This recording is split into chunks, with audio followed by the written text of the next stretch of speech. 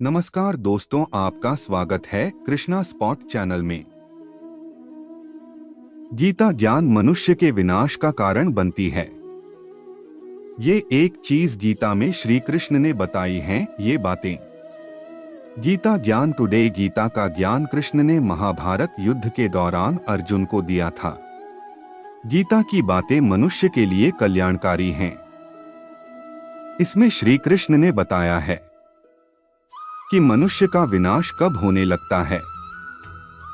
गीता का ज्ञान श्रीमद्भागवत गीता का उपदेश भगवान श्री कृष्ण ने अर्जुन को दिया था।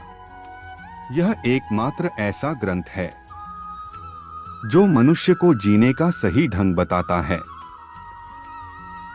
गीता जीवन में धर्म, कर्म और प्रेम का पाठ पढ़ाती है। श्रीमद्भागवत गीता का ज्ञान मानव जीवन के लिए बहुत उपयोगी माना गया है।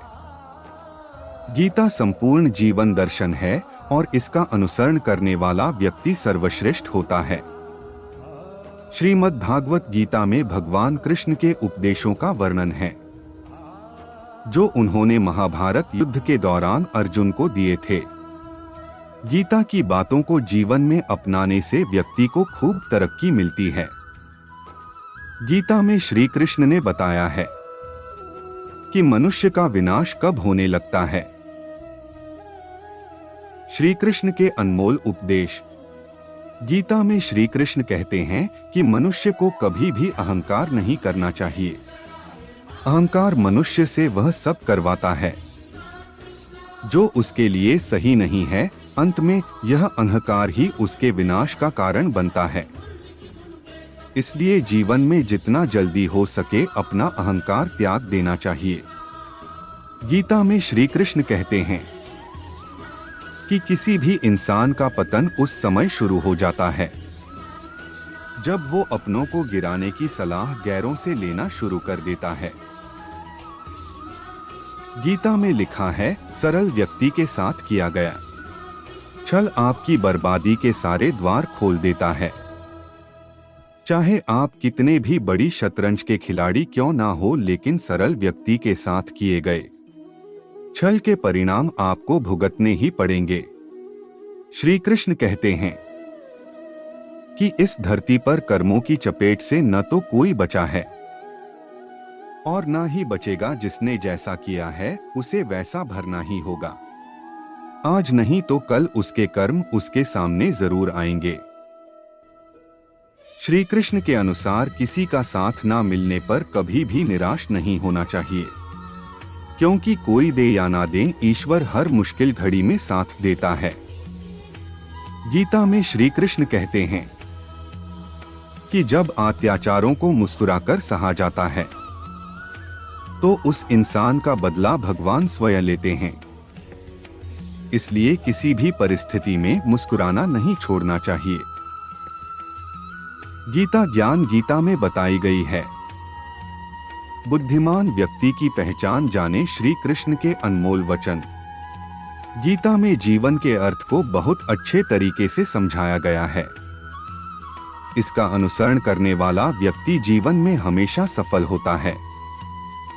गीता में बुद्धिमान व्यक्ति की पहचान बताई गई है। गीता का ज्ञान। श्रीमद्भागवत गीता हिंदुओं का पवित्र ग्रंथ है।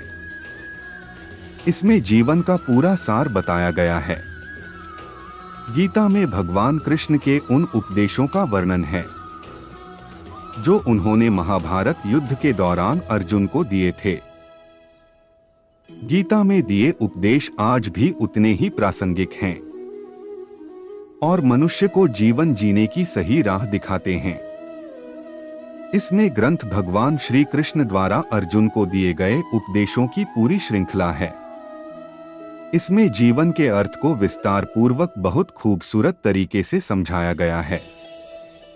गीता का अनुसरण करने वाला व्यक्ति जीवन में कभी असफल नहीं होता है। गीता में श्री कृष्ण ने बुद्धिमान व्यक्ति की पहचान बताई है। गीता के उपदेश।